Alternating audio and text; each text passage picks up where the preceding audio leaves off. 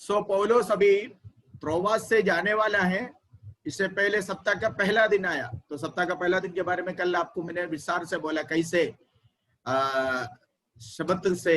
शबत का दिन से सप्ताह का पहला दिन में आराधना बदली है, इसके बारे में मैंने आपको बताया। सो पौलुस देर रात तक प्रचार करने के कारण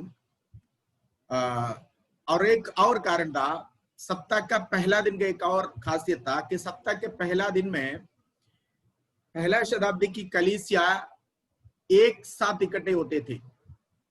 उसका एक एक महत्वपूर्ण कारण रोटी तोड़ने के लिए था। रोटी तोड़ने के लिए, ठीक है। रोटी तोड़ने का मतलब रोटी खाने का नहीं, क्या कहता है, प्रीति भोज के लिए नहीं है, बल्कि प्रभु भोज जिसको हम कहते हैं उसके लिए, है ना।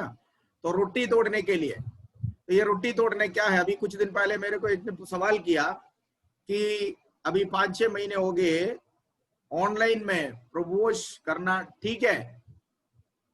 अगर ऑनलाइन में एक दूसरे मिलना नहीं चाहिए, एक दूसरे जो है इस सेवकाई में एक साथ शरीक नहीं होने चाहिए, तो फिर पहला शताब्दी के लोग क्यों इसी पर्पस के लिए सप्ताह का पहला दिन इकट्ठा होते थे? वे लोग सप्ताह के पहला दिन इकट्ठा होने के कारण रोटी तोड़ने के लिए था। वे घर घर में सप्ताह के पहला दिन इकट्ठा होते थे और वे रोटी तोड़ते थे। आराधना संगति, आराधना, दुआ, प्रार्थना घर में भी हो सकता है, लेकिन रोटी तोड़ना अकेले में नहीं, बल्कि सारे सह विश्वासियों के साथ होने चाहिए। अकेले अकेले घर में बैठ के मैं रोटी उठाई आप ही उठाइए, मैं तोड़ रहा हूं आप ही तोड़िए, ये प्रभुभोज नहीं है। ये नहीं है प्रभुभोज का मतलब। यीशु बिहारी के बीच में प्रभुभोज के बारे में मत्ती रचित सुसमाचार में और जो है प्रेरितों के पुस्तक में इसमें दिया हुआ है, लूका के इंजील में सब में दिया है। यीशु चेलों के साथ जब भोजन कर रहे थे उनके बीच में से उठा और एक रोटी उठाकर प्रभु ने उसी रोटी को धन्यवाद करके तोड़कर वही रोटी है जो चेलों को दिया है। समझ में आ गया? तो इसलिए घर में बैठकर, अलग अलग घर में बैठकर, अलग अलग इस माध्यम से, ऑनलाइन माध्यम से अलग अलग जगहों में घर में बैठकर रोटी तोड़ना ये गलत उपदेश है, क्योंकि इसका मतलब है बदल जाता है। इसका मतलब वो नहीं है। यीशु ने कहा ये मेरी देह है जो तुम्हारे लिए है, मेरी मरण के लिए ही किया करो। तो ये प्रभु जो है, हम यीशु मसीह की क्रूस की मृत्यु को स्मरण करते हैं। ओके, सो रोटी। दूसरी बात है, कुरिन्थियों की पत्री में आइए, थोड़ा उसके बारे में हम लोग थोड़ा प्रकाशन डालकर आगे बढ़ेंगे। पहला कुरिन्थियों की पत्री में आइए, उसका 10वीं आयत को देखें। पहला कुरिन्थी 10वीं अध्याय का, I think it is 17, 1 minute, let me see it. पहला कुरिन्थियों की पत्री 10 का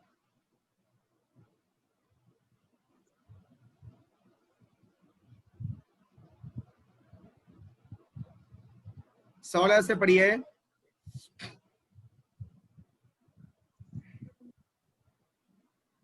वे धन्यवाद का कटोरा जिस पर हम धन्यवाद करते हैं, क्या मसीह के लहू की सहभागिता नहीं? वह रोटी जिसे तोड़ते हैं, क्या मसीह की देह की सहभागिता नहीं?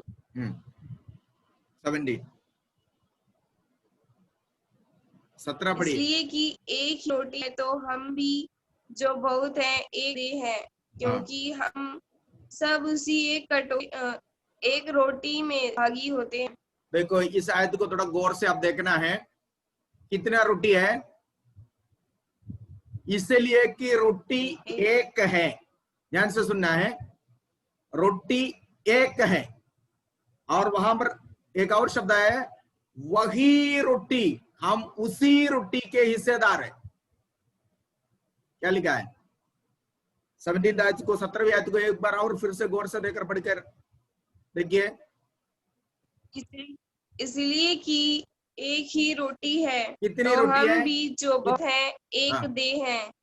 हम एक रोटी। ओके, एक देह है। आगे पढ़िए। तो हम भी जो बहुत हैं एक देह हैं।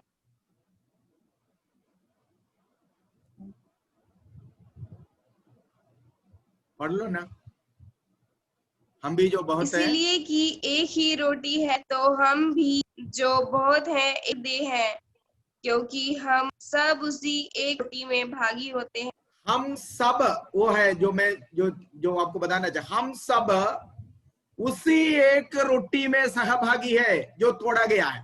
ध्यान से सुनिए, दिस इज द डिफरेंस। यही है जहां पर हमें समझने की बातें हैं। आपके घर में आपने एक रोटी उठाया, मैंने यहां बैठकर एक रोटी उठाया, अगले ने उनके घर में बैठे एक रोटी उठाया, कितना रोटी आया? क्या वो एक ही रोटी जो मैंने तोड़ा है, क्या उसी का हिस्सा है जो आपने खाया, जो आपको दिया?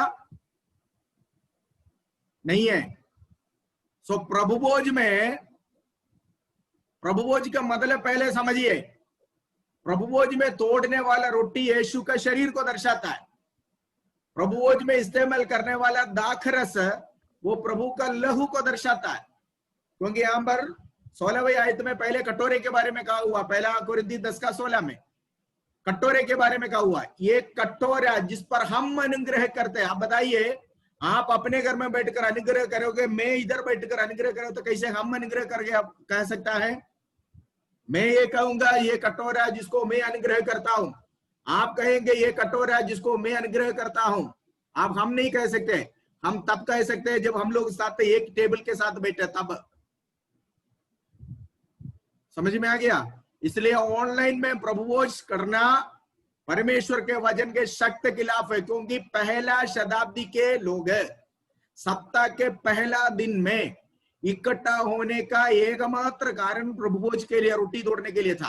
क्योंकि ये काम घर में करने के लिए परमिट नहीं दिया था। मतलब अपने अपने घर में अकेला अपने पति बच्चों पत्नी या बच्चों के साथ प्रभुभोज मनाना करना का परमिशन नहीं था। तो प्रभुभोज के लिए या रोटी तोड़ने के लिए या प्रभु की मेज के लिए इन लोगों को सप्ताह के पहला दिन कलीसिया में इकट्ठा होना पड़ता था। क्लियर हो गया कि नहीं हो गया? दूसरी बात है, यहां पर लिखा हुआ है पहला कुरिन्थी 10:17 में लिखा हुआ है, इसलिए कि रोटी एक है। अभी आपके अंदर एक सवाल है, उस सवाल के जवाब में आप पूछने से पहले बताऊंगा। इसलिए रोटी एक है, हम भी जो कई है मसीह यीशु में एक है। कितने रोटी है? एक रोटी। मतलब एक ही मेमना तोड़ा गया, यहूदियों के लिए, यूनानियों के लिए, मसीह यीशु के शरीर को तो है, ये दर्शा रहा है। अलग अलग मसीह नहीं काटा गया, अलग अलग मसीह नहीं मरा, एक ही मसीह मरा, एक ही मेमना काटा गया। यीशु मसीह का देह है जो इस रोटी तोड़ने के जरिए, यीशु मसीह का देह गदसमने से लेकर कालवरी तक यहूदी लोग जब उसको मारा, यहूदी लोगों ने उसको पीड़ा दिया, तब टुकड़ा टुकड़ा किया गया। तो ये रोटी जो है वो यीशु के शरीर को दर्शाता है। तो अलग अलग मसीह नहीं मरा है, सबके लिए एक मसीह मरा है। ठीक है, इसीलिए इसमें तोड़ने वाला रोटी एक ही होना चाहिए। तब आप पूछेंगे पादरी साहब, जहां 5000 लोग बैठे हैं वहां पर कैसे एक रोटी तोड़ा जाए? बताता हूं। टेबल है वहां पर, इसलिए इसको मेज, प्रभु का टेबल कहा जाता है, प्रभु का मेज कहा जाता है। मेज के ऊपर आया हुआ रोटी एक रोटी माना जाता है। आपको मालूम है, एक बेकरी में अगर हम जाकर या घर में आप जाकर, आपके पास तवा जो भी है, आप जैसे भी बनाए, लेकिन एक परिमित, एक लिमिटेशन है उसको, कितना बड़ा बना सकता है। लेकिन वो रोटी अगर जितना छोटे छोटे टुकड़ा करो, फिर भी जो है लोग, मान लीजिए आपके घर में 2500 या 2000 या 200 500 जो जितना भी है, तो एक रोटी में तो नहीं हो पाएगा। तो कैसे होगा फिर? तो उसका मतलब है कि आपने इन तमाम, उसके हिसाब से आपने रोटी लाया, एक मेज सजाया, उस मेज के ऊपर आया हुआ सारे रोटी एक रोटी माना जाएगा। उसमें से एक उठाया, धन्यवाद करके, आशीष करके, तोड़कर वहां बैठे हुए सभी को आपने उसी मेज में से दिया। लेकिन वो बात अलग है, और मैं अपने घर में अकेले बैठ के एक रोटी तोड़ना, आप अपने घर में बैठ के एक रोटी तोड़ना, ये दोनों दो बात है। मेरी बात को आप समझ रहे हैं कि नहीं समझ रहे हैं? समझ रहे कि नहीं समझ रहे हैं? यस। टेबल के ऊपर सजाया हुआ, टेबल के ऊपर आया हुआ रोटी, सारे रोटी एक ही रोटी माना जाता है। इसी प्रकार कटोरा भी, अब देखिए यीशु ने कटोरा उठाया, धन्यवाद करके चेलों को दिया। उस कटोरे में से, उनके ग्लास में, उनके कटोरे में, यीशु के हाथ में जो कटोरा था उनमें से उनको या तो ऐसे पिलाया होगा, नहीं तो डाल कर दिया होगा, जैसे भी है। लेकिन वो एक ही कटोरे में से, उस दिन ज्यादा लोग नहीं थे, 12 ही लोग थे। 12 लोगों के लिए एक एक घूंट अगर पिएगा तो एक ग्लास या एक कटोरा जो है काफी है। लेकिन आज अगर 1200 लोग है कलीसिया में, कैसे एक कटोरा? बताता हूं। दाखरस जो है, कटोरा तो कटोरा है, दाखरस जो है तैयार करके आप रखकर उसके लिए प्रार्थना किया, एक ही कटोरा। और उस एक कटोरा से आप क्या करेंगे? अलग अलग कटोरा में, छोटे छोटे कटोरों में या ग्लासों में आप उसको निकाल कर दे सकता है। उसमें उपदेश में कोई फर्क नहीं होती है, उसमें उपदेश में कोई गड़बड़ी नहीं होती है। लेकिन मेरे घर में बैठकर मैं पी रहा हूं ये कटोरा, आपके घर में आपने एक कटोरा उठाकर पिया, ये गलत बात है। क्यों? क्योंकि अलग अलग कटोरे हम जो पी रहे हैं, मुझे क्या पता है कि आप यही पी रहे हो। आपको इसी से हिस्सा लेना, इसी से हिस्सा लेना जो एक साथ यहां पर टेबल पर प्रार्थना किया हुआ। इसलिए लोग कलीसिया में सप्ताह के पहला दिन इकट्ठा होते थे। समझ में आ गया? क्योंकि वो एक ही दाखरस और एक ही रोटी जो टेबल पर रखकर प्रार्थना किया, उसका हिस्सा लेने के लिए लोग आते थे। कितने लोग मेरी बात को समझ में आ गया? हाथ उठाए अगर आवाज रही है तो समझ में आया। कंफ्यूजन में नहीं होना, ठीक है? और हमारे कन्वेंशनों में, हमारे जो मनाड़ में हमारे कन्वेंशन जो होती है, उस कन्वेंशन में एक प्रभुभोज के लिए करीबन 2 घंटे लगते हैं। 10,000 से ऊपर लोग एट ए टाइम में प्रभुभोज में शामिल होते हैं, 10,000 से अधिक लोग। तो एक कटोरे में कैसा होगा? तो वहां पर बाल्टियां भरकर जो है टेबल पर, टेबल जो सजाया हुआ होता है, बाल्टियां भरकर वहां रखे हुए हैं। वो सब के लिए परमेश्वर का दास वे एक साथ प्रार्थना करते हैं। तो वो प्रार्थना किया हुआ कटोरा एक ही कटोरा माना जाता है। आपके घर के अंदर, आपके घर में जब आप चावल पकाते हैं, जो बड़ा बर्तन में चावल पकाएंगे, क्या सभी लोग उसी में हाथ डालकर पीते हैं या खाते हैं? नहीं ना। आपको फिर उसमें से डाइनिंग टेबल में अलग अलग प्लेट में आपको पसारेंगे। चीज तो एक ही है जो पकाया गया, चीज एक ही है जो किचन में पकाया गया, लेकिन वो एक ही बर्तन में सभी लोग हाथ डालकर तो नहीं खा रहे ना, उनके लिए अलग अलग प्लेट में बांटते हैं। इसी प्रकार कटोरा इतने सारे लोगों के लिए एक गिलास काफी नहीं है, इसलिए सभी के, इसके लिए कहता है प्रभु का मेज। मेज जब तैयार करता है तो पर्याप्त दाखरस भी वहां पर होना चाहिए, पर्याप्त ब्रेड भी वहां पर होना चाहिए, ठीक है? रोटी इसी प्रकार है। कई लोग रेडीमेड ब्रेड लेता है, रेडीमेड ब्रेड में और जितना मर्जी बड़ा आएगा तो इतना से बड़ा आएगा, इससे बड़ा तो नहीं आएगा। अगर 2000, 200, 300, 400 लोग कलीसिया में, इतने एक ब्रेड से तो नहीं होगा। इसलिए मेज सजाते हैं, मेज, प्रभु का मेज। वो मेज में 3, 4, 5 जो भी है, जितने भी रोटी आएगा, सारे रोटी को एक साथ जब प्रार्थना करता है, रोटी एक ही हो जाता है वो, क्योंकि वो एक ही मेज है। एक ही मेज के ऊपर आया हुआ रोटी एक ही रोटी माना जाता है। इससे ज्यादा मैं नहीं समझा सकता हूं। समझ में आ गया कि नहीं आया? ठीक है। सो प्रभुभोज जो है वो यीशु का शरीर है। ये रोटी शरीर को मिला हुआ, या यीशु शरीर में उठाए हुआ पीड़ा को दर्शाता है। ये रोटी जब टुकड़े टुकड़े किए जाते हैं, तब हमारे लिए यीशु का शरीर जो टूटा है, तोड़ा गया, उसको हम स्मरण करते हैं। एक्चुअली ये यीशु की मृत्यु को स्मरण करने वाला मेज है, इसलिए इसको प्रभु का मेज कहा जाता है, रोटी तोड़ना कहा जाता है, प्रभु भोज कहा जाता है, इत्यादि सारे नाम इसमें दिया गया है। सो इसलिए एक मेज इसलिए तैयार करता है। आज बहुत सारे लोग क्या करेंगे, आपको मालूम है? इतना बड़ा मेज तैयार करेगा, इतनी सी लट्टू जैसे एक ब्रेड, एक बन वहां लेकर आएगा, और इतनी सी, हाँ, बड़ा टेबल है लेकिन इतनी सी। ऐसा नहीं है। सेवकाई पहले सीखो करना कैसा है, लापरवाही से नहीं करना, इसका बहुत मतलब होती है, ठीक है? बहुत मीनिंग होती है सेवकाई का। सो दूसरी बात है, एक मेरे सवाल हमारे ये था कि ऑनलाइन में प्रभु भोज करना सही है? सीधी सी जवाब गलत है। क्यों? क्योंकि एक ही रोटी से सब लोगों को हिस्सा लेना चाहिए।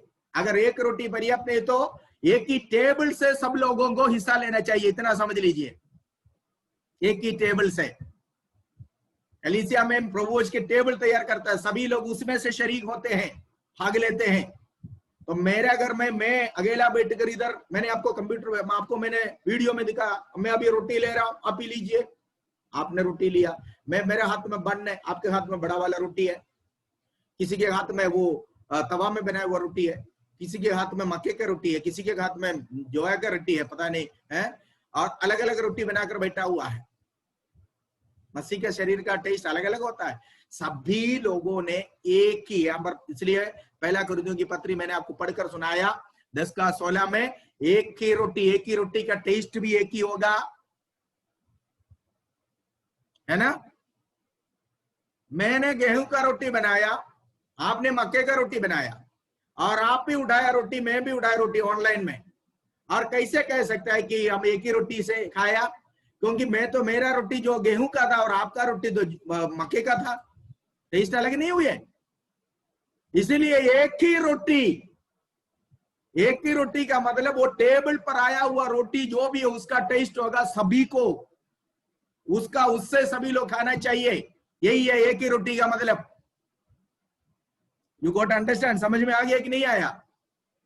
हाँ, तो ऑनलाइन में जो है घर घर में बैठकर चलो जी रोटी उठाइए, हाँ उठाया, किसी के हाथ में बन है, किसी के हाथ में मक्के की रोटी, किसी के हाथ में वो रोटी, किसी के दाना, कई प्रकार के, कोई लोग आलू का परोठा भी लेकर बना कर आता है। सोचे सुबह का नाश्ता है ना, उसमें से हम प्रभु भोज कर लेंगे। ऐसा नहीं है, ऐसा नहीं है। एक ही रोटी, पहला कोरिन्थियों 10:17 में लिखा हुआ, इसलिए कि एक रोटी, हम सभी उसी रोटी की सहभागी है। ओके, कंफ्यूजन अलग हो गया होगा। अभी हमारे, उसका नाम क्या है, दीपक अभी आएगा थोड़ी देर के बाद। सर जी ये है एक सवाल लेकर कर अभी आएगा। ये भी सारे गहराई बातें जब समझाते हैं, सिखाते, तब नहीं होगा, सबके बाद आएगा। ओके, आने दो, तब उसको जवाब देंगे। एनीवे, आपको, आपके समझ में आ गया होगा। ये प्रभु भोज सप्ताह का पहला दिन का खासियत है। पहला दिन में लोग प्रभु भोज के लिए कलीसिया में इकट्ठे होते थे। बाकी दिनों में दुआ, प्रार्थना, ये सब अपने अपने घर में हो सकता है, लेकिन प्रभु भोज, प्रभु के मेज से शरीक होने के लिए लोग सप्ताह के पहले दिन में इकट्ठे होते थे। कहां पर? कलीसिया में। सो ये कलीसिया में इकट्ठा होकर करने वाले एक काम है, घर में नहीं है। अगर आपका कलीसिया के घर में चलता है तो कोई बात नहीं, लेकिन कलीसिया के सारे लोग वहां पर होना चाहिए, कलीसिया का पासवान वहां पर होना चाहिए, कलीसिया के आपके सहा विश्वासी लोग वहां पर होना चाहिए। समझ में आ गया कि नहीं आ गया? अकेले अकेले नहीं, बल्कि ये क्या करना है, एक दूसरे के साथ संगति है जो अधिकार है, एक दूसरे के साथ का हमारा संगति दर्शा रहा है।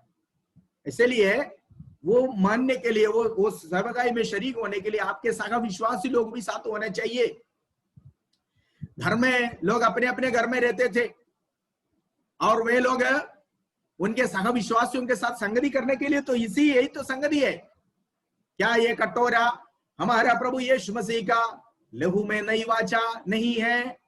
ये संगति का कटोरा है ना, संगति का कटोरा है। तो ये संगति का कटोरा, जब तक तुम कलीसिया में नहीं आओगे, अपने भाई बहनों से संगति नहीं करोगे उनके साथ, तब तक कैसे करोगे संगति का कटोरा?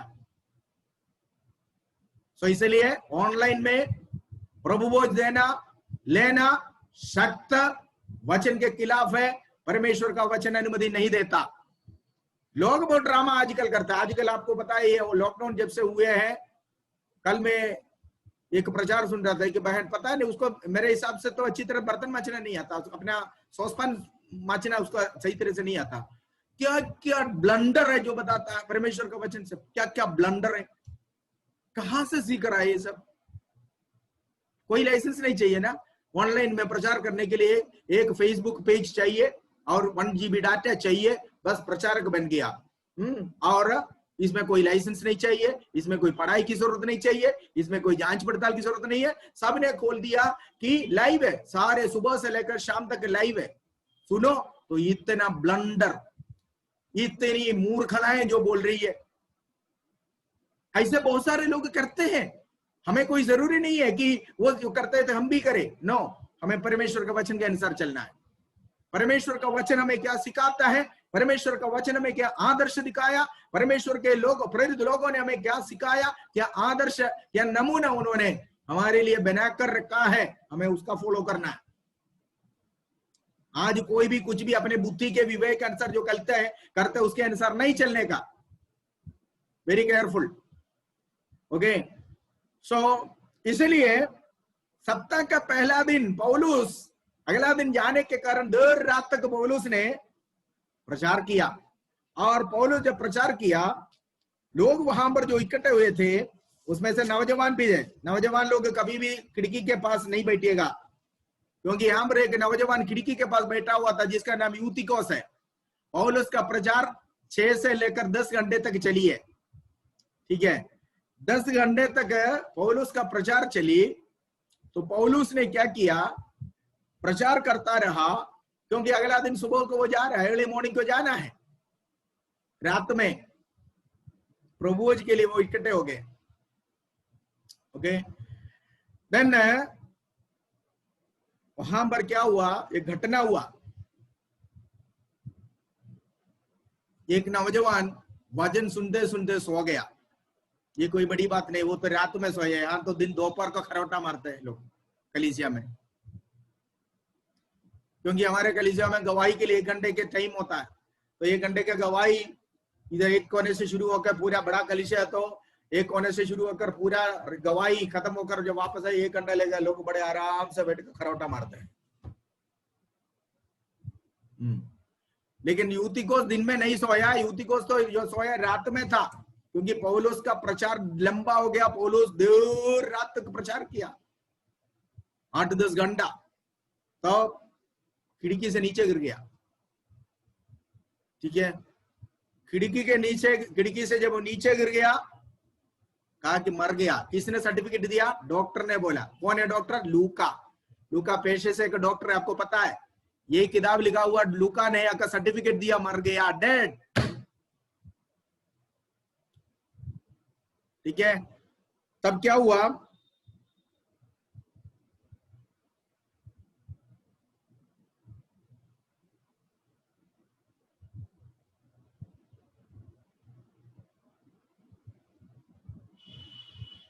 पढ़िए वर्स 9 पढ़िए, जल्दी पढ़ना आकांक्षा, फटाफट पढ़ो। और यूतुस नाम का एक जवान खिड़की पर बैठा हुआ गहरी नींद से उठ रहा था। तब जब पौलुस देर बातें करता रहा तो वह नींद के झोंके में तीसरी अटारी पर से गिर पड़ा और मरा हुआ उठाया गया। हाँ, देखो, परंतु पौलुस लिखा हुआ है मरा हुआ, और गले लगाकर कहा, मरा हुआ घोषित किया। तीसरी मंजिल से नीचे गिरा, तीसरे मंजिल से नीचे गिरा, खिड़की के पास बैठा हुआ था। ठीक है, कैसे गिरा ये नहीं लिखा, खिड़की तो खुला हुआ था, क्योंकि वहां पर हो सकता है वहां लिखा हुआ बहुत बत्ती था। आजकल लाइट नहीं है, ट्यूब नहीं है, LCD LED वाले नहीं था ना, LED बल्ब वाले नहीं था वहां पर उस समय करता। वो मोमबत्ती का नहीं तो मिट्टी का तेल का जो मशाल जो जलते थे ना, वो ये उसका बहुत धुएं होते हैं। तो घर के अंदर धुआं भर गया होगा, तीसरी मंजिल पे है और नींद आया, वैसे देर रात तक है, गिर गया जैसे भी है। और जब वो नीचे गिर गया, लूका डॉक्टर है पेशे से, ईसा डॉक्टर, लूका दौड़ कर गया और देखा मर गया। उसने डिक्लेयर कर दिया डेड।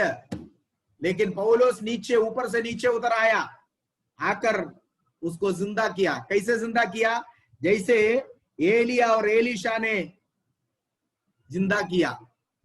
आपको मालूम है एलीशा ने वो विधवा के बेटे को जो मर गया था, उसको जिंदा किया ना। अभी समय नहीं है उधर उसकी ओर जाने के लिए, आप नोट करते जाना, बाद में घर में जाकर पढ़ लेना। एलिया भी और एलीशा भी दोनों ने जिंदा किया था।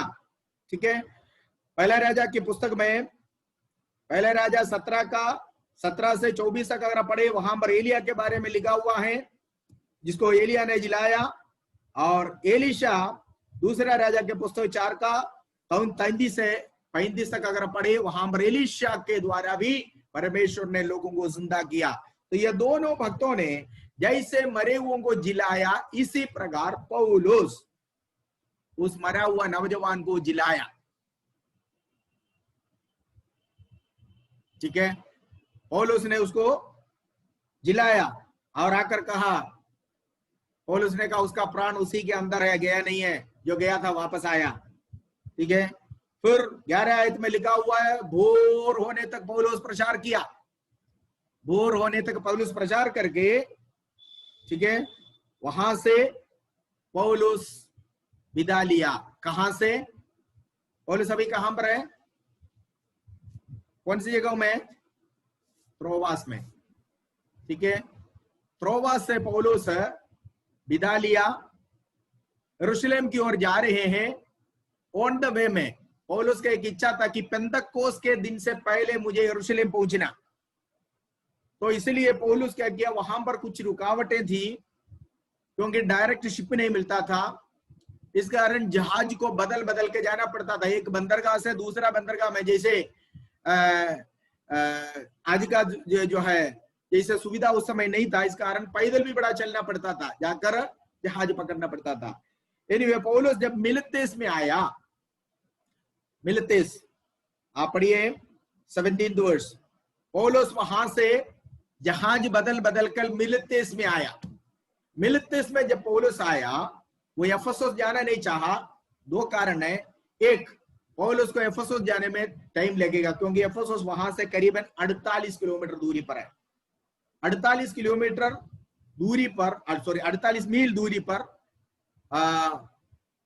एफेसुस है। वहां जाएगा तो और लगेगा, इसलिए वो क्या किया, फिलिपिया होकर वो अभी आ रहा है, मिलेतुस में आया। मिलेतुस से उसने लोगों को भेजकर एफेसुस की कलीसिया के प्राचीनों को बुलाया मिलने के लिए, बंदरगाह में मिलने के लिए। और वे लोग, उसने वहां से एफेसुस की कलीसिया के प्राचीनों को बुलाकर उन्हें मिलेतुस में मिला। मिलेतुस ऑन द वे में है। ध्यान से सुनिएगा, अब कुछ बातें जो मैं कहने जा रहा हूं बड़ी सीरियस मैटर है, ध्यान से सुनिएगा। पौलुस जल्दी में है, उसको पेंतकोस के दिन से, पेंतकोस के त्योहार से पहले यरूशलेम में पहुंचना, इसलिए वो एफेसुस जाना नहीं चाहा। एक और भी कारण है, आपको मालूम है 19वां अध्याय में एफेसुस में इतना बड़ा प्रॉब्लम हो गया था। लोग, पौलुस और दोबारा वहां पर चला गया तो और हंगामा हो जाएगा, इसलिए पौलुस वहां पर दोबारा जाना नहीं चाहा, कोई और समस्या ना खड़ी हो जाए, इसलिए वहां से इधर को लोगों को बुलाया। जब पौलुस से मिलने के लिए एफेसुस की कलीसिया के अध्यक्ष लोग, प्राचीन लोग जब आए, पौलुस ने उनसे कहा हुआ बातें हैं जो आगे को हम देखने जा रहे हैं। ठीक है, पौलुस को लोग मिलने के लिए एक बंदरगाह में आया जो मिलेतुस में है। ठीक है, पढ़िए वर्स 17 ऑनवर्ड्स आप पढ़िए, 17 से आप पढ़िए। उसने मिलेतुस से इफिसुस में कहला भेजा और कलीसिया के प्राचीनों को बुलाया। जब वे उसके पास आए तो उनसे कहा, तुम जानते हो कि पहले ही दिन जब मैं आसिया में पहुंचा, मैं हर समय तुम्हारे साथ इस प्रकार रहा, अर्थात बड़ी दीनता से और आशा बहाकर, और उन परीक्षा में जो यहूद के षड्यंत्र के कारण मुझ पर आ पड़ी, मैं प्रभु की सेवा करता ही रहा। और जो जो बातें तुम्हारे लाभ की थी उनको बताने और लोगों के सामने और घर घर सिखाने से कभी न झिका, और वरन यहूदियों और यूनानियों के सामने गवाही देता रहा कि परमेश्वर की ओर मन फिरा और हमारे प्रभु यीशु मसीह पर विश्वास करना चाहिए। ओके, सुनिए, यहां पर पौलुस उनसे आखिरी में विदा लेने से पहले, अब पौलुस दोबारा नहीं आया अफसोस में, उसके लाइफ में फिर नहीं आया कभी, क्योंकि इस कलीसिया के लिए उसने कुरिन्थ में बैठकर चिट्ठी लिखा था। अभी अफसोस में इससे पहले 19वां अध्याय में हमने देखा, तीसरी मिशनरी यात्रा में आया था, बड़ा क्लेश हो गया, पौलुस वहां से फिर चला गया on the way to Jerusalem. Jerusalem के रास्ते में उसने दोबारा फिर चाहा आखिरी बार एक बार उनके द्वारा स्थापित किया हुआ इस कलीसिया के प्राचीनों को, एफेसोस, गलातिया इत्यादि सारे एरिया के पासवानों को, अध्यक्षों को बुलाया। आसिया में पौलुस जैसे पैर रखा उस दिन से लेकर उसकी पर्सनल अनुभव, व्यक्तिगत जीवन में वो कैसा रहा, वो यहां पर वर्णन कर रहा है।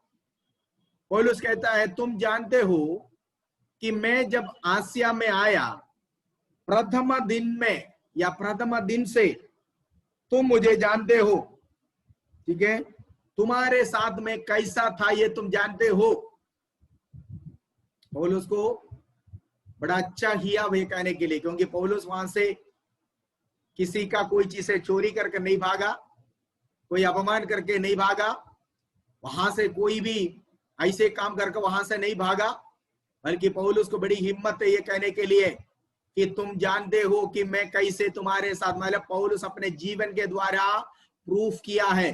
पास्टरों, परमेश्वर के दासों, हमारा जीवन ही सबसे बड़ा गवाही है, हमारा जीवन ही सबसे बड़ा प्रूफ है। याद रखना, जो आप छोड़कर, जो गवाही आप छोड़कर जाते हैं वही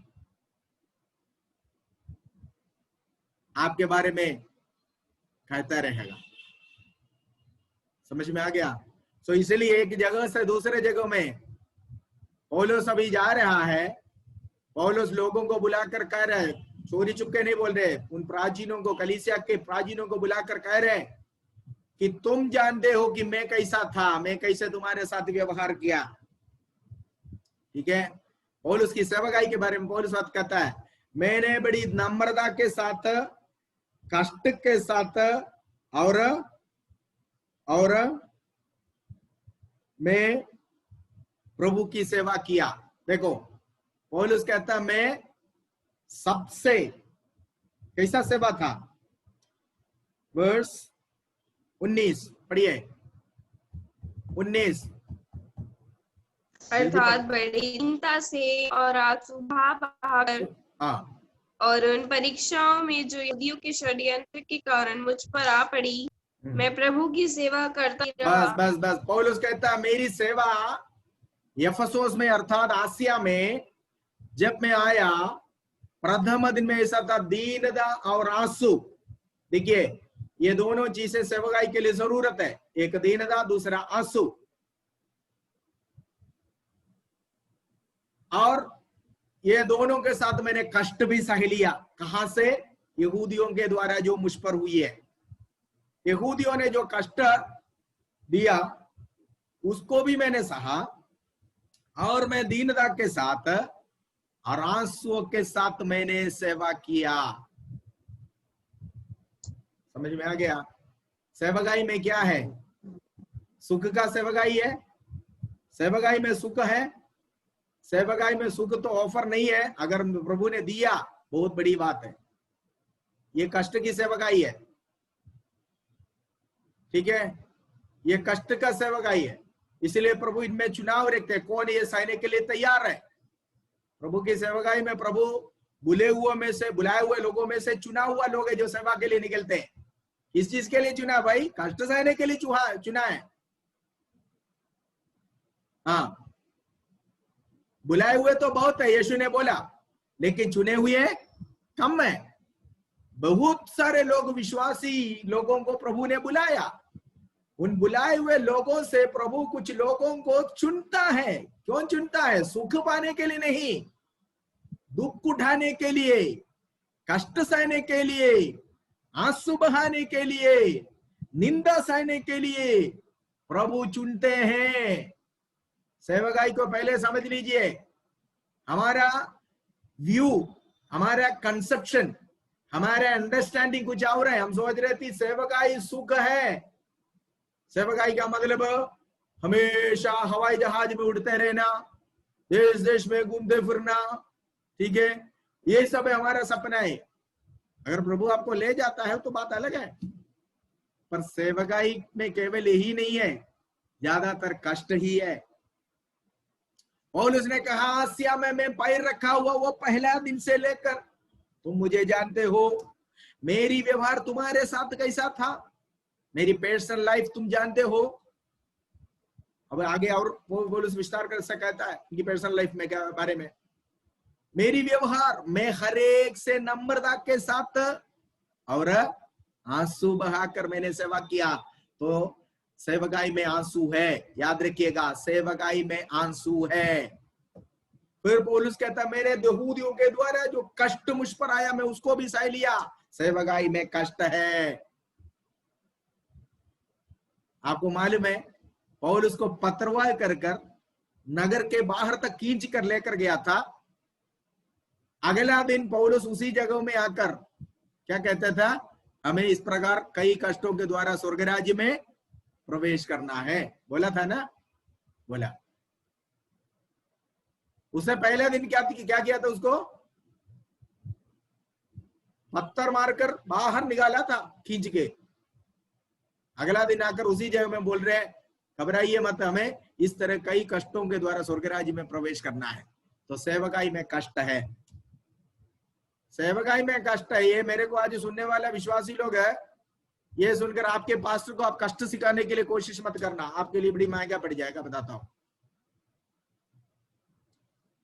पास्टर जी सेवकाई में कष्ट है, इसलिए कष्ट सह लो कर आप कष्ट उनको सिखाने के लिए कोशिश मत करना। वो प्रभु सिखाएगा, क्योंकि वो प्रभु के साथ कमिटेड है। प्रभु देखेगा कि प्रभु उनको जो उसकी कैपेसिटी है उसके अनुसार उसको कष्ट देगा, आप मत दीजिएगा। सो पौलुस कहता है मैंने आंसू बहाकर सेवा किया। दूसरा पौलुस कहता है मैं नम्रता के साथ सेवा किया। तीसरा कहता मैं कष्ट सहकर। तीन बातें हैं। तो सेवकाई में कष्ट है कि नहीं? अगर आंसू बहाकर जो बीज बोएगा, कष्ट सहकर बीज बोएगा, वो कैसे फल लाएगा? पढ़िए वजह से 126, वजह से 126 में आइए, उस आयत को पढ़िए बेटा।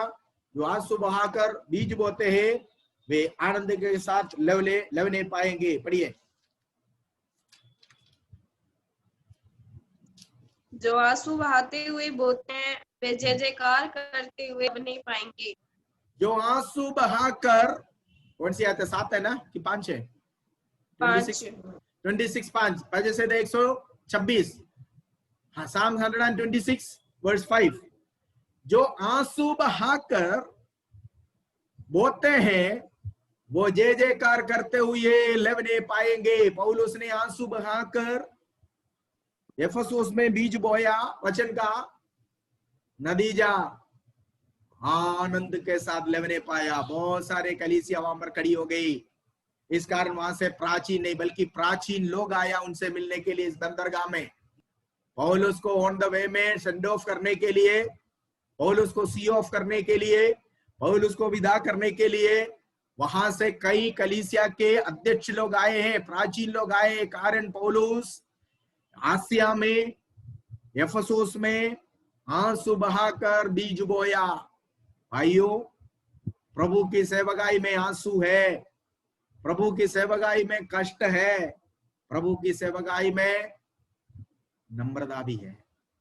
पौलुस कहता है मैं तुम्हारे साथ नम्र होकर आंसू बहाकर काम किया। ठीक है। फिर पौलुस कहता है 20th वर्ष में आइए, प्रेरितों के पुस्तक में आइए 20, जल्दी पढ़िए। तीसरा कहता है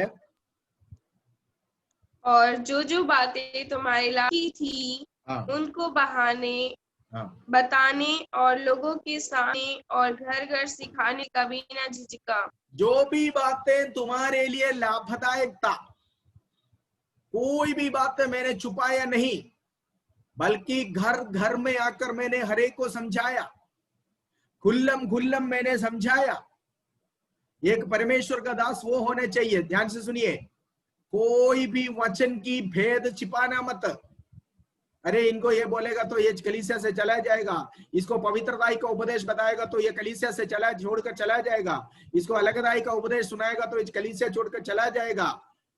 दारू पीने वाला है लेकिन अगर उसको मना करेगा तो चर्च में नहीं आएगा। अपने इनकम समझकर कलीसिया की आमदनी कम हो जाएगा, ये सोचकर कोई भी व्यक्ति को परमेश्वर का वचन छुपाना मत, खोल कर बताइए। वो रुके ना रुके आप उनकी परवाह ना कीजिए, आप उनको देकर नहीं आया, आपको उन्होंने नहीं बुलाया सेवकाई के लिए, प्रभु ने बुलाया। प्रभु का काम है, ईमानदारी से कीजिए। बहुत सारे पास्टर्स है ऐसे गलत काम करने वाले को देख के ही अनदेखी करते हैं, कोई बात नहीं, अगर क्योंकि वो ज्यादा पैसा देने वाला होगा, पैसा ही तो है जो सारे कानून को तोड़ देता है। हो सकता है वो ज्यादा 10वां हिस्सा देने वाला होगा, हो सकता है ज्यादा ऑफरिंग देने वाला होगा, हो सकता है पास्टर को वो किसी के पता नहीं चलता सीक्रेटली कुछ देता होगा। इस कारण वो व्यक्ति को वो क्या करता है, कोई मना नहीं है, कुछ भी आप कर सकते हैं, ऐसा नहीं करना। पौलुस कहता है मैं कोई भी बातें किसी के लिए जीवन में फायदा की कोई भी बातें मैंने छुपाया नहीं, बल्कि गलती देखा तो पब्लिकली डांटने वाली बात होती है, घर में जाकर डांटने वाली बात होती है। कहता है मैं घर घर में आकर वो समझाया, मतलब डांटने के वक्त जब आया मैं घर में आकर डांट कर आया तुम्हें, और पब्लिकली खुल्लम गुल्लम सभी को मैंने जो भी बातें तुम्हारी आत्मिक उन्नति के लिए, तुम्हारी पवित्रताई के लिए, अलगदाई के लिए जो भी बातें लाभदायक था मैंने बताया, कोई भी बातें मैंने छुपाया नहीं। परमेश्वर का दास वचन छुपाने वाले नहीं होने चाहिए। वचन खोलकर बोल दिया तो ये बहन घर कलीसिया छोड़ेगा, वचन खोलकर बोल दिया तो ये भाई कलीसिया छोड़ेगा, ऐसा मत सोचो। वचन में लिखा हुआ है, प्रभु यीशु ने कहा जो को जिसको भी मेरा पिता ने नहीं लगाया वो सब उगड़ जाएगा जड़ से। अगर कलीसिया में एक व्यक्ति को प्रभु ने लगाया वो नहीं जाएगा, आपने लगाया जरूर उगड़ जाएगा, क्योंकि यीशु ने कहा मेरा पिता ने जिसको भी नहीं लगाया वो उगड़ जाएगा। तो प्रभु को लगाना चाहिए। प्रभु का है खेत, प्रभु की खेत में कौन किसको खड़ा करना है, कौन सी पौधा लगाना है, कौन सी पौधे को इसमें बढ़ाना है, ये प्रभु की मर्जी है, आपका नहीं है। तो इसलिए आपका काम क्या है, इनको खाद दे दो, पानी दे दो। कौन सी खाद देना है, सबको एक जैसे खाद देना है, किसी को कम किसी को ज्यादा नहीं है, ठीक है। किसी को भी कोई भी काम करने का, किसी को लाइसेंस है किसी को लाइसेंस नहीं है, ऐसा नहीं है। कलीसिया में सबके लिए एक जैसे वचन प्रचार करना, रंग नहीं देखना, मोटापा नहीं देखना, सुंदरता नहीं देखना, पैसा की जो है धन दौलत नहीं देखना, पोजीशन नहीं देखना, नौकरी नहीं देखना, कितना आस्ती है इसके पास, ये सब नहीं देखना। वचन खोलकर बताइए, जिसको रुकना रुकेगा। जो प्रभु के पिता जीवन के पुस्तक में नाम लिखा हुआ लोग रुकेंगे, बाकी लोग चला जाएगा। आप किसी को रोक नहीं सकता जबरदस्ती कलीसिया में, लेकिन वचन के साथ कोई कॉम्प्रोमाइज नहीं करना है। वचन खोल कर बताना, नहीं है तो आप दोषी ठहराओगे, प्रभु के न्याय सिंहासन के सामने आप दोषी ठहराया जाएगा। इसलिए पौलुस ने कहा मैंने कोई भी बातें छुपाया नहीं है। पौलुस अपने पर्सनल लाइफ कह रहे, सेवकाई में मैंने कोई पर्सनल लाइफ, मैंने कोई भी बातें प्रयोजनमुള്ളതൊന്നും മറച്ചു വെച്ചില്ല, ഒരുത്തർക്കും മറച്ചു വെച്ചില്ല। सबके घर घर में जाकर मैंने सुनाया। जो घर में जाकर बताने वाली बातें होती मैं घर में जाकर बोला, जो पब्लिकली बोलने वाली बातें मैंने पब्लिकली बोला। पौलुस अपनी सेवकाई के बारे में, अपने सेवकाई जो उसने किया, उस सेवकाई के बारे में बड़ी कॉन्फिडेंस था, बड़ी कॉन्फिडेंस के साथ पौलुस कहता है मैंने कोई भी, पौलुस की अंतरात्मा कभी उसको प्रिक नहीं किया कि तुमने वहां पर जो कहना चाहिए था नहीं कहा। ऐसा होना चाहिए हमारे जीवन भी, नेवर कॉम्प्रोमाइज।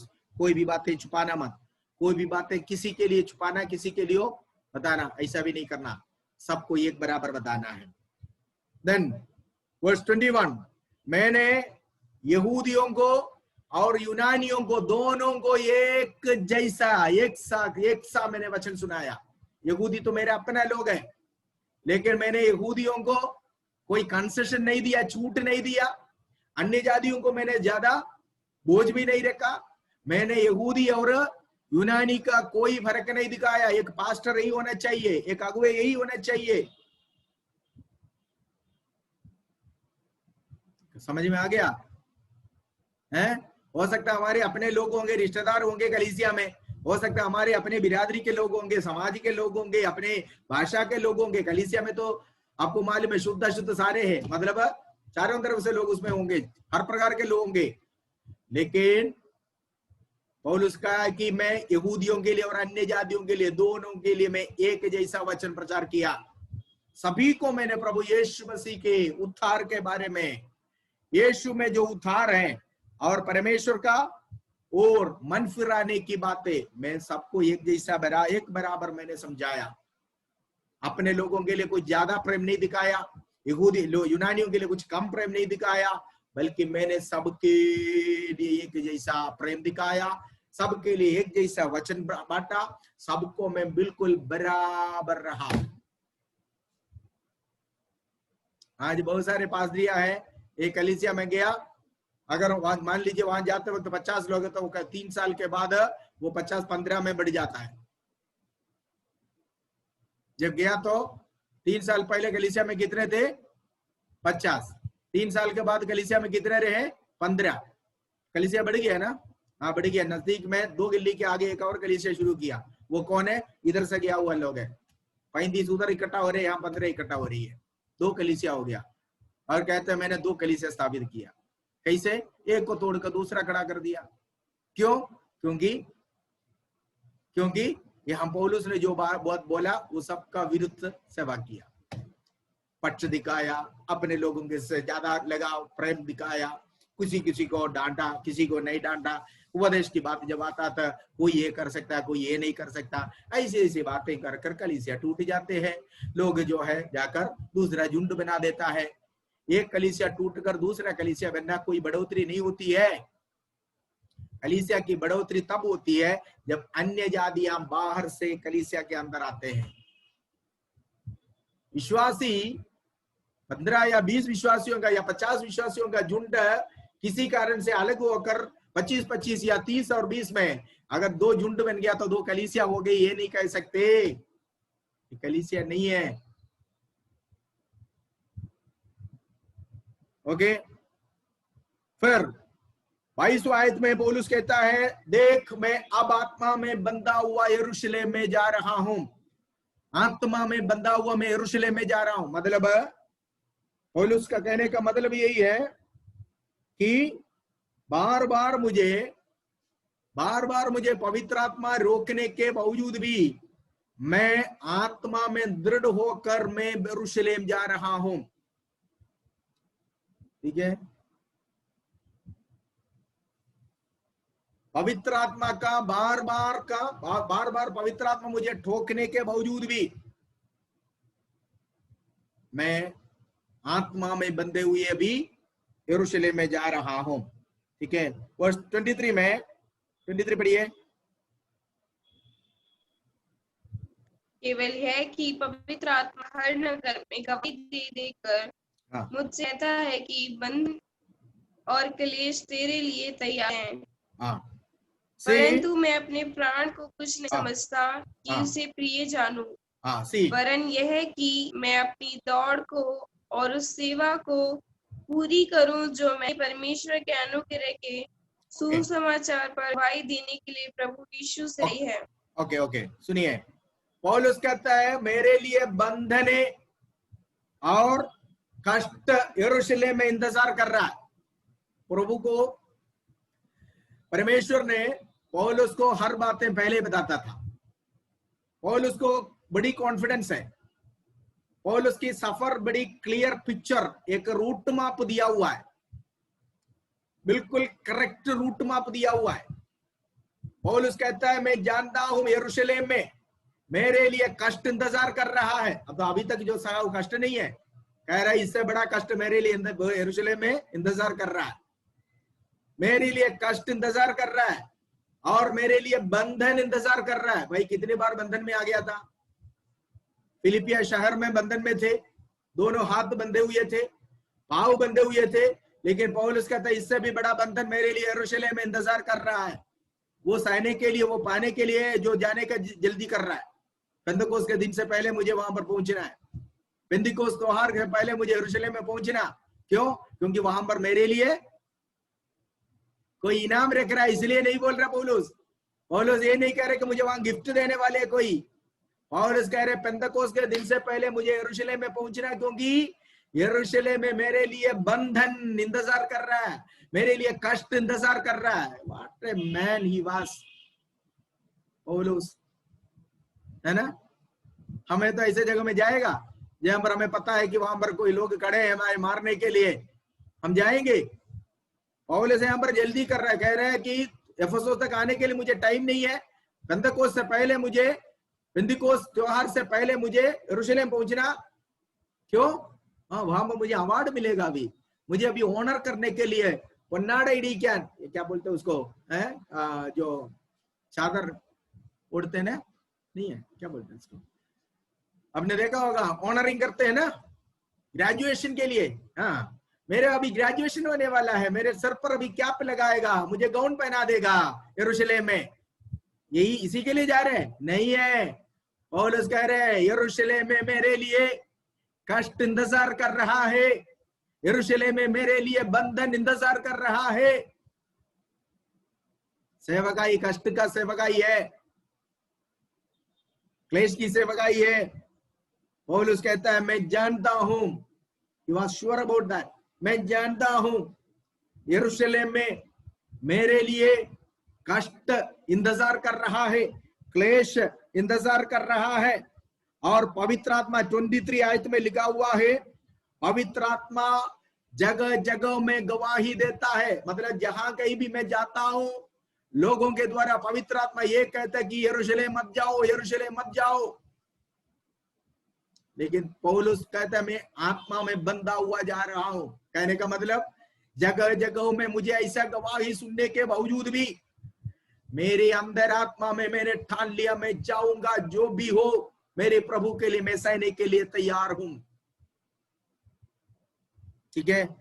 और पौलुस कहता है मैं नहीं जानता किस तरह की बंधन होगा, मैं नहीं जानता किस तरह की कष्ट होगा, लेकिन प्रभु की आत्मा ने मुझे स्पष्ट रूप से बताया तुम्हारे लिए कष्ट वहां पर वेट कर रहा है, इंतजार कर रहा है, जल्दी जाओ बेटा,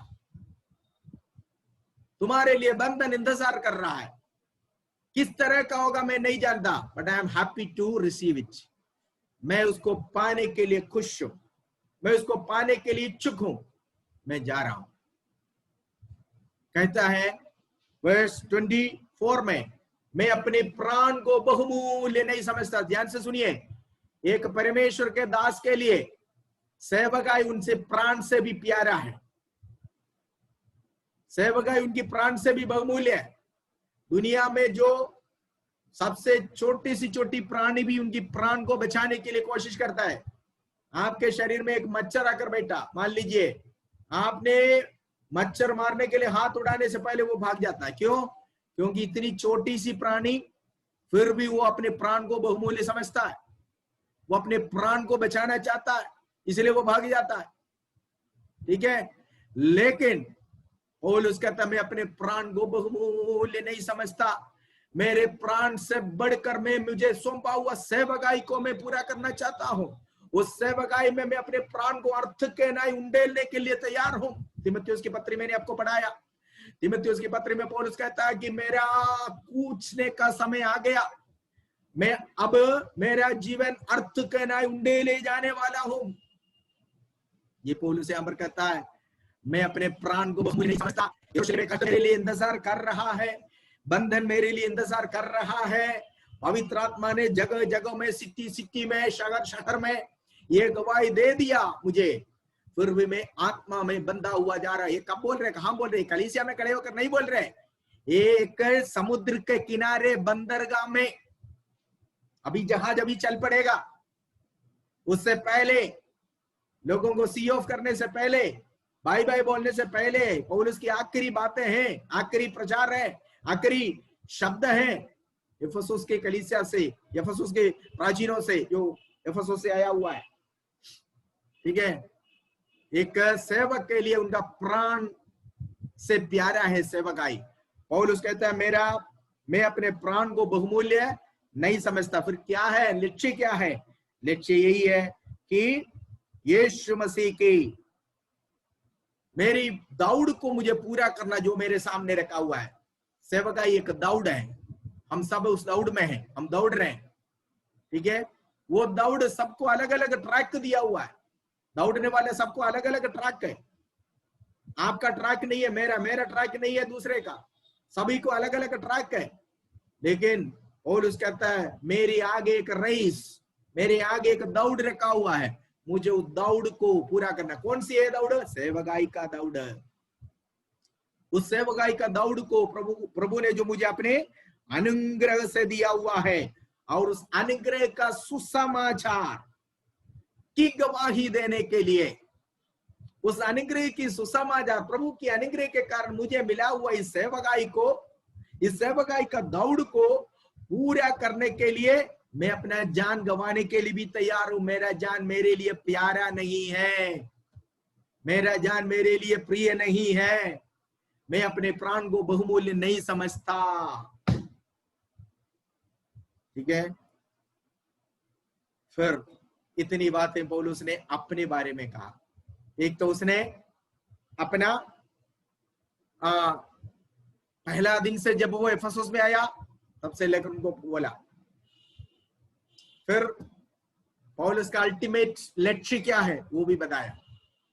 मैं अपने प्राण को बहुमूल्य नहीं समझता, प्राण से प्यारा मैं प्रभु की सेवकाई जो प्रभु ने अपने अनुग्रह के कारण मुझे दिया उसको समझता, उसको करना चाहता हूं। आगे पौलुस ने फिर कहा है कि ये तुम लोग हमारा आखिरी मुलाकात है, अब मैं कभी आपसे नहीं मिल पाऊंगा। और उसको पता था उसको एक सेकंड चांस नहीं है एफेसुस में आने के लिए, दोबारा वो एफेसुस में वापस कभी नहीं आएगा। इसलिए उन्होंने कहा तुम्हारे बीच में सॉरी, तुम्हारे बीच में परमेश्वर के राज्य को प्रचार करते हुए घूमते फिरते रहने वाला इस मनुष्य को तुम आगे को नहीं देखेगा, मेरा चेहरा को तुम लोग आगे कभी नहीं देखोगे। कितनी साड़ी की बात है ना। हमें एक साल पढ़ाया हुआ एक टीचर स्कूल में और कॉलेज में, जब स्कूल बंद हो जाते थे रोना आता था, क्योंकि टीचर को कैसे छोड़कर जाए। मुझे मालूम नहीं आज के बच्चों को ऐसे लगता था, हमारे समय में ऐसा होता था। जब हमारे वेकेशन होते थे तो बड़े दुख हो जाता था, खास तौर पर 10th और 12th के जो स्कूल छोड़ते थे हमारे, उस समय तक ठीक है, हाई स्कूल में पढ़ाए हुए सारे टीचरों को रोज मिलते थे, लेकिन 10th और 12th के बाद, 10th के बाद अलग अलग स्कूल में जाते हैं या कॉलेज में जाते हैं, 12th के बाद फिर सब बट जाता है अपने अपने। तो उस समय बड़ा दुख आता था, अरे टीचरों को अब कब मिलेंगे, कैसे मिलेंगे, बड़ा दुख होता था। अब पौलुस 3.5 साल उनके साथ एक टीचर के रूप में, एक अध्यापक के रूप में, एक अगुवे के रूप में, बड़े भाई के रूप में परमेश्वर का वचन उनके जो है समझाए वो व्यक्ति है। जब ये भी सुना है तो लोगों के मानसिक अवस्था आप सोचिए। पौलुस ने कहा आगे को तुम लोग मेरा चेहरा बिल्कुल नहीं देखोगे, है ना। तो पौलुस ने कहा तुम्हारे बीच में परमेश्वर के राज्य को प्रचार करते हुए लेटा हुआ मैं नहीं लिख रहा, बल्कि भाई पढ़िए साहित्य को, पढ़िए उस आयत को पढ़िए जरा, 26 आयत को पढ़िए। इसलिए मैं आज के दिन तुमसे कई देखकर कहता हूँ कि मैं सबके लहू से नहीं उसका 25 बेटा 25 जल्दी पढ़ो, समय जा रहा है। देखो मैं जानता हूँ कि तुम सब में मैं परमेश्वर के राज्य प्रचार करता फिरा मेरा फिर ना देखोगे। परमेश्वर के राज्य प्रचार करता, बोलो बोलो उस शब्द को बोलना, करता, परमेश्वर के राज्य का प्रचार करता फिरा, अंडरलाइन कर लेना, ठीक है। पौलुस एक कुर्सी पर बैठकर, एक जगह में बैठकर केवल प्रचार कर नहीं रहा था, लोगों से करा नहीं रहा था, बल्कि पौलुस घूमते फिरते बैठा नहीं था, दौड़ कर നിങ്ങളുടെ ഇടയിൽ സുവിശേഷം പ്രസംഗിച്ചുകൊണ്ട് നടക്കുകയായിരുന്നെന്ന്। मतलब वो चल फिर रहा था, वो चलता फिरता था लोगों के बीच में, वो दौड़ रहा था लोगों के बीच में, वो आराम नहीं कर रहा था, घर पे सो नहीं रहा था, घर पे आराम नहीं कर रहा था, कहीं बैठ कर लोगों से करा नहीं रहा था। इसलिए बोला कि तुम्हारे बीच में परमेश्वर के राज्य को प्रचार करता फिरा। तो एक पास्टर कौन है? वो अपने फील्ड में, अपने लोगों के बीच में, भेड़ों के बीच में दौड़ता रहेगा। हाँ, एक जगह में खाली बैठने वाला नहीं है, बल्कि वो पौलुस कहता मैं चलता फिरा तुम्हारे बीच में, दौड़ता फिरा तुम्हारे बीच में। സ്വർഗരാജ്യം പ്രസംഗിച്ചുകൊണ്ട് നടന്നവൻ. ഇവരുടെ തിരിക്കുകയല്ലായിരുന്നു, കുത്തിയിരിക്കുകയല്ലായിരുന്നു. एक जगह में मूर्ति के समान बैठा नहीं गया। आज बहुत सारे लोग हैं, मिलने के लिए उधर जाकर मिलो, इधर नहीं आएगा। पास्टर जी मेरे ये प्रॉब्लम है, इधर आओ प्रार्थना करना, इधर आओ, मैं नहीं आ सकता उधर। पौलुस ऐसा नहीं था, പൗലോസ് ऐसा नहीं था। पौलुस कहता है ദൈവരാജ്യം പ്രസംഗിച്ചുകൊണ്ട് നിങ്ങളുടെ ഇടയിൽ നടന്നവനായ എന്നെ, वो चलता फिरता था लोगों के बीच में, लोगों के बीच में वो लोगों के अंदर, भीड़ के अंदर घुसकर वो सेवा किया। ജനങ്ങളിലേക്ക് ഇറങ്ങണം, लोगों के बीच में जाना, लोगों की हालचाल जानना। इसलिए पौलुस को ये बोलने के लिए बड़ी हियाव है कि मैं तुम्हारे बीच में कैसा था। He was not a VVIP pastor, एक VVIP पास्टर था। आज तो पास्टर VIP पास्टर और VVIP पास्टर है। आज के अध्यक्ष लोग VIP है, VVIP है। आमने सामने आम लोग मिल नहीं सकता, आम लोगों से मिल नहीं सकता, अपॉइंटमेंट के बिना जा नहीं सकता। उधर उधर जाना है तो भी अपॉइंटमेंट ले लो, VVIP हो गए। पौलुस कहता है निंगड़े इड़ेल तुम्हारे बीच में मैं स्वर्ग राज्य को प्रचार करता फिरा हुआ इस मनुष्य का मुंह को, चेहरे को तुम लोग आगे को नहीं देखोगे। Praise God. ठीक है, फिर पौलुस कहता है लेकिन, लास्ट वर्स है, नोइकोणम, मरने के समय में एक व्यक्ति जो कहता है ना, वो बड़ी कीमती चीजें होती है। मरणमोड़ी, जो मौत से पहले एक व्यक्ति जो कहता है वो लोग रिकॉर्ड किया जाता है। जैसे पौलुस अभी आखिरी यात्रा है, विदा ले रहे हैं यहां से, अब दोबारा लाइफ में कभी नहीं आएगा। पौलुस को मालूम है ये बात, दोबारा आने के चांस नहीं मिलेगा, इनसे मिलने के चांस नहीं। इसलिए गुड बाय बोलने से पहले एक बात और ही बताया, जो वचन मैंने तुम्हें प्रचार किया, अगर तुम लोगों ने उसके विरुद्ध उल्लंघन कर कर अपने मर्जी से अगर जीवन बिताया, तो तुम में से कोई अगर नाश हो गया, मैं गुनहगार नहीं हूं, क्योंकि मैंने कोई भी बातें छुपाया नहीं। घर घर में आकर जो समझाना था मैंने समझाया हूं, खुल्लम खुल्लन जो समझाना था मैंने समझाया हूं। मैं कोई फावभेद नहीं दिखाया यहूदी और यूनानी के बीच में। इसलिए तुम सभी को मैंने परमेश्वर की वाणी कोई भी बातें छुपाया नहीं, सारे बातें मैंने खोल कर खुल्लम खुल्लम बताया। यदि तुम में से कोई 27 वर्स, ठीक है, सो 26 वर्स, अगर तुम में से कोई नाश हो गया तो मैं अपराधी नहीं हूं। कैसे नाश हो गया? तो अगर उस वचन से तुम लोग बिगड़ गया, वचन छोड़ा, विश्वास छोड़ा, आशा छोड़ा, प्रभु को छोड़ा, अपवित्र जीवन में चला गया, अलगदाई का जीवन बिताया नहीं, अशुद्धदाई में चला गया, तो प्रभु के नजर में अगर तुम गुनाहगार होकर कोई भी व्यक्ति अगर नाश हो गया तो मैं जिम्मेदार नहीं, क्योंकि मैंने जो कहना था मैंने कह दिया। समझ में आ गया है? पौलुस ने कहा इसलिए तुम में से कोई अगर नाश हो गया, ये किसको बोल रहे हैं? प्राचीनों को बोल रहे हैं। ये प्राचीन कौन है? कलीसिया का प्रतिनिधि है। अब ये जाकर कलीसिया को बताएंगे, कलीसिया को इसी प्रकार सिखाएंगे। ठीक है, सो तुम में से अगर कोई नाश हो गया तो मैं गुनहगार नहीं हूं, बल्कि तुम गुनहगार हो। देन आखिरी में चेतावनी भी दिया।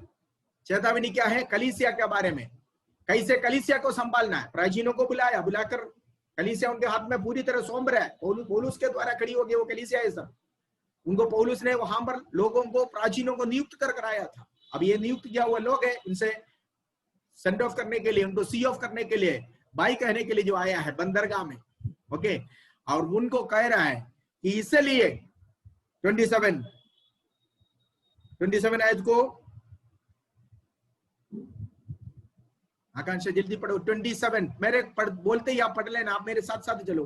क्योंकि मैं परमेश्वर से सारे अभिप्राय को तुम्हें पूरी रीति से बताने से ना झिझका।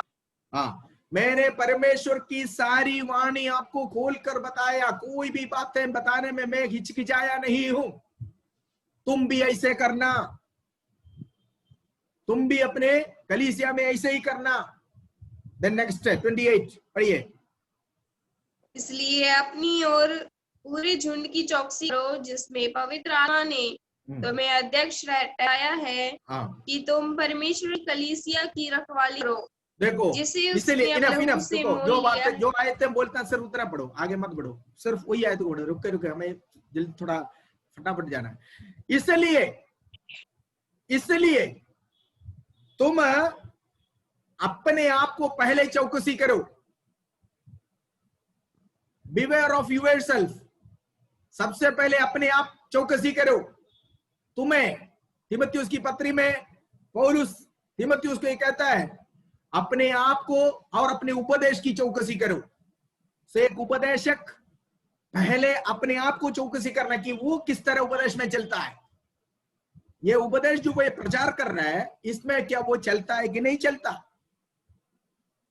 आप 2 आंखों से देखते हो, लोग आपको हजारों आंखों से देखते हैं। कैसे? अगर आपके चर्च में 500 लोग हैं तो 1000 आंखें आपके तरफ है, आपके परिवार के तरफ है। आप केवल 2 आंखों से लोगों को देखते हैं। 50 लोग हैं तो देखना समझना कि 100 आंखें आपके तरफ है। इसलिए आपको सबसे पहले अपने आप को चौकसी करना। तन्नतन सूचिक्यातवन उपदेशम प्रसंगित, अपने आप को जो चौकसी नहीं रखते वो उपदेश नहीं प्रचार करना।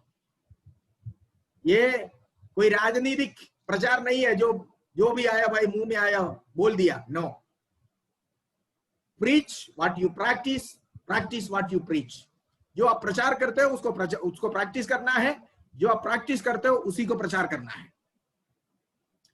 प्रचार बिना प्रैक्टिस व्यर्थ है, प्रैक्टिस बिना प्रचार व्यर्थ है। दोनों साथ साथ चलना चाहिए। जो आप प्रचार करते हो वो कर कर दिखाना। इसलिए पौलुस ने कहा इसलिए तुम अपने आप को पहले चौकसी रखो, उपदेशक होकर, अगुवे होकर अपने आप को पहले चौकसी रखो। फिर तुम्हारे हाथ में दिया हुआ झुंड का चौकसी करना। पर क्योंकि ये झुंड तुम्हारा नहीं है, प्रभु यीशु अपने लहू से खरीदा हुआ झुंड है। ये झुंड कलीसिया आपका नहीं है। कलीसिया के लिए आपने लहू नहीं बहाया, मैंने लहू नहीं बहाया। कलीसिया प्रभु का है। इसके लिए प्रभु ने जो दाम दिया है वो दुनिया की सबसे कीमती चीज है। सोना चांदी नाशवान चीजों से नहीं है, बल्कि मैंने की बहुमूल्य लहू से।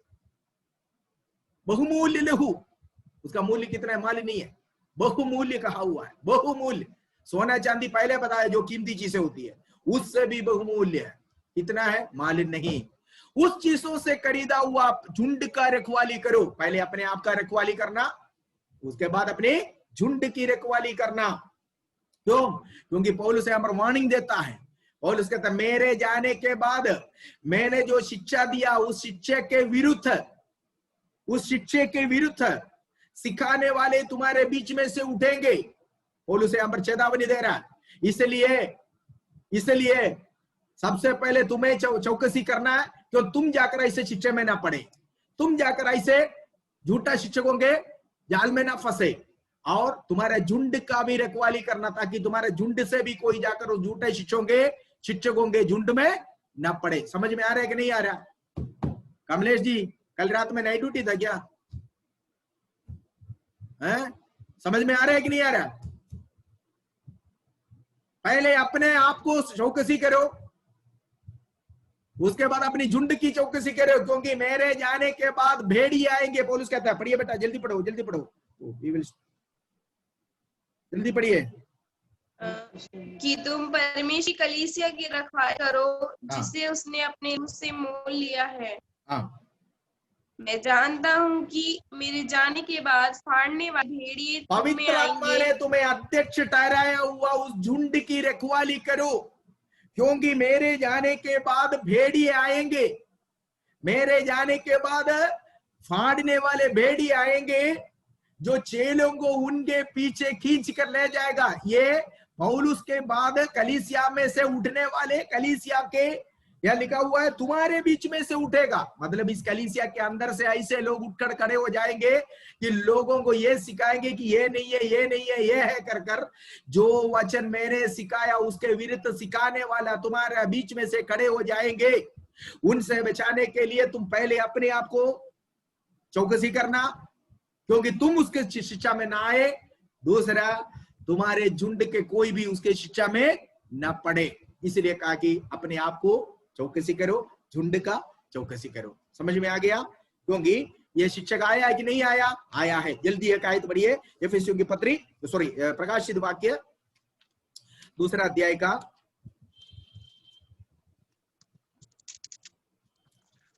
प्रकाशित वाक्य 2 अध्याय का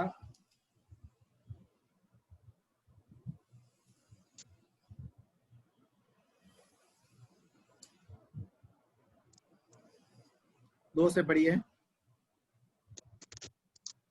मैं तेरे काम और तेरी परिश्रम और तेरे धीरज को जानता हूँ, और यह भी कि तू बुरे लोग को देख नहीं सकता, और जो अपने आप को प्रेरित कहते हैं और है नहीं, उन्हें तूने परख कर झूठा पाया। इसका पहले आयत से पढ़िए, एफिसियों की पत्री पहले आयत से पढ़िए। ये किस कलीसिया के लिए लिखा हुआ पत्री है, लिखा हुआ चिट्ठी है? जल्दी पढ़ो, समय बढ़ रहा है। इफिसुस की कलीसिया के दूत को यह लिख, जो सातों तारे अपने दाहिने हाथ में लिए हुए हैं और सोने की सातों दीवटों के बीच में फिरता है। एफेसुस की कलीसिया की दूत को यह लिख, ये वही एफेसुस की कलीसिया है जिनकी प्राचीनों को पौलुस ने मिलतेस में बुलाकर ये सारे बातें समझाया, और उस कलीसिया के दूध, कलीसिया का दूध कलीसिया का पासवान होता है। प्रभु यीशु मसीह उस कलीसिया को संदेश दिया यूहन्ना के द्वारा, लगभग AD 90 में। उस समय कलीसिया को अंदर पौलुस ने कहा हुआ वो भेड़िया घुस चुका था। वो भेड़िया कौन था? पौलुस ने कहा मेरे जाने के बाद भेड़िया आएंगे। वो भेड़िया ये है जो अपने आप को प्रेरित कहकर आया, लेकिन वो प्रेरित नहीं था। पढ़िए अब आपका दूसरे आयत को पढ़िए, प्रकाशित वाक्य 2 का 2, अब पढ़िए। मैं तेरे काम और तेरे परिश्रम और तेरे धीरज को जानता हूँ, और यह भी तू बुरे लोगों को देख नहीं सकता, और जो अपने आप को प्रेरित कहते हैं और है नहीं, उन्हें तूने परख कर झूठा पाया। हाँ, यही लोग है वो, ये लोग है वो भेड़िए जो अपने आप को प्रेरित के नाम देकर आया, लेकिन प्रेरित नहीं था। कैसे पता चला? उस कलीसिया को पता चला, उन्होंने उनको परखा। प्रेरित, पौलुस एक प्रेरित था, लेकिन पौलुस के जीवन में जो गुण था वो उनके अंदर नहीं था। पौलुस के टीचिंग जैसा था वैसा नहीं था। उन्होंने उसको परख कर झूठा पाया। पौलुस, पवित्र आत्मा कह रहे हैं तुम्हारे अंदर ये क्वालिटी है, गुण है। ये पौलुस मिलते से विदा लेने से पहले, वापस आइए प्रेरितों की पुस्तक में आइए, 20 में आइए। पौलुस मिलतों से विदा लेने से पहले पौलुस कहा हुआ वो भेड़िए थे ये लोग बाद में, इनका नाम है निकोलेवियोर, निकोलेवियो, इनको एक नाम दिया हुआ था, निकोलेवियो का चाल चलन। ठीक है, ये लोग उस कलीसिया में घुसे हुए थे। ओके, कम बैक, प्रेरितों की पुस्तक में आइए। इसलिए पौलुस ने कहा तुम लोग अपने आप को चौकसी रखना, झुंड की चौकसी रखना। ठीक है, देन फिर पौलुस कहता है, हाँ 29 पढ़िए। मैं जानता हूँ कि मेरे आने के बाद पढ़ने वाले भी में आएंगे, जो झुंड ना छोड़ेंगे। तुम्हारे बीच में से भी ऐसे ऐसे मनुष्य उठेंगे जो चेलों को अपने पीछे खींच ले को टेढ़ी मेढ़ी बातें कहेंगे। सो पौलुस ने कहा तुम्हारे बीच में से ऐसे पुरुष उठेंगे जो टेढ़ी मेढ़ी बातें सिखाएंगे, और वो हकीकत में प्रेरित प्रकाशित वाक्य की पुस्तक में एफेसियों की कलीसिया में ऐसे लोग आया कर वहां पर वचन कहता है ना, आया है, और उनका नाम है निकोलेवियो। ठीक है, इसलिए पौलुस कहता है चेतावनी है, 31 आयत में पढ़िए, 31 31वां आयत में कहा, इसलिए जागृत रहो, जागते रहो और जागते स्मरण रहो। करो कि मैंने एक 3 वर्ष तक परमेश्वर का दास, कलीसिया का अध्यक्ष, हमेशा जागते रहना, अपने झुंड के ओर नजर रखते हुए रहना, जागते रहना। कोई मेरे झुंड के बीच में कोई भेड़िया तो नहीं घुस रहे हैं, मेरे भेड़ों के बीच में कोई भेड़िया तो नहीं घुस रहे हैं, जागते रहना। सोने वाला चरवाहे के भेड़ों के बीच में भेड़िया घुसेंगे, जागते रहना, जागते रहना। यीशु ने अपने चेलों को भी ये चेतावनी दिया, जागते रहना और प्रार्थना करो ताकि तुम परीक्षा में ना पड़े। उणर्निरिपीन प्रार्थिपीन നിങ്ങൾ പരീക്ഷയിലാകെ പെടാതിരിപ്പാൻ ഉണർന്നിരുന്ന് പ്രാർത്ഥിപ്പീൻ। जागते रहो ताकि शैतान ना घुसे, जागते रहो ताकि भेड़ को बीच में भेड़िए ना घुसे, जागते रहो ताकि तुम्हारे कलीसिया के अंदर झूठा शिक्षा फैलाने वाले ना घुसे, जागते रहो ताकि तुम्हारी भेड़े जाकर कोई जहरीले पत्ते खाकर ना आए, अर्थात झूठा शिक्षा पाकर ना आए, इसलिए जागते रहो, पौलुस ने कहा। ओके, देन जागते रहो 3 साल तक। मैं 31 आयत में लिखा हुआ है 3 साल तक मैं, पढ़िए, इसलिए जागते रहो और स्मरण करो कि मैंने 3 वर्ष तक रात दिन आंसू बहाकर हर एक को चितौनी ना पड़ा। पौलुस कहता है इसलिए जागते रहो, 3 साल की मेरा सेवका स्मरण करना। मैं आंसू बहा बहा कर, देखा, आंसू बहा बहा कर मैं तुम्हारे बीच में कैसे हरेक को मैं चितौनी देते हुए, बुद्धि का उपदेश देते हुए, प्रोत्साहन देते हुए, नम्रता के साथ, सहिष्णुता के साथ, सहनशीलता के साथ, एक एक के घर घर में आकर एक एक को खुल्लम खुल्लम डांटने के समय डांट देकर, ठीक है, और हियाव बढ़ाने के वक्त ऐसे मैंने कैसे तुम्हारे बीच में सेवा किया, ये तुम स्मरण करो। अपने आप को चौकसी रखो, अपने झुंड की चौकसी रखना। लास्ट वर्ड है पौलुस का, पौलुस की आखिरी शब्द है कलीसिया के प्रति।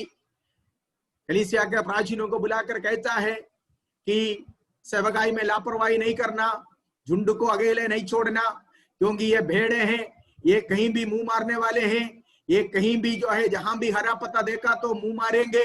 उन्हें नहीं मालूम है कि ये जहर है कि नहीं है, अमृत है, नहीं मालूम है। इसलिए तुम याद रखना, ध्यान रखना, जागते रहना, ये कोई जहरीले पत्ते ना खाए, मतलब तुम जागृत रहना हमेशा कि ये लोग कोई झूठे शिक्षा में ना पड़े, कोई झूठा शिक्षा सुनने ना पाए, कोई झूठे शिक्षक के अंदर भेड़ के रूप में भेड़िए ना घुसने पाए, क्योंकि प्रभु ने, पौलुस ने कहा मेरे जाने के बाद तुम्हारे बीच में से लोग उठेंगे जो इस तरह की टेढ़ी मेढ़ी बातें लोगों को सिखाने वाले और झुंड को उनके पीछे लेकर चलने वाले। इसलिए जागते रहना, अपने आप को भी बचाना, भेड़ को भी बचाना, अपने आप को बचाना इस झूठे शिक्षाओं से और इस झुंड को भी बचाना। आज का समय यहाँ पर समाप्त हो गया। मैं सोच रहा था आज इस चैप्टर को खत्म करूं, लेकिन नहीं हो पाए क्योंकि आगे और भी बहुत सारे बातें कहने का है, इसलिए I am stopping here. Will see you tomorrow.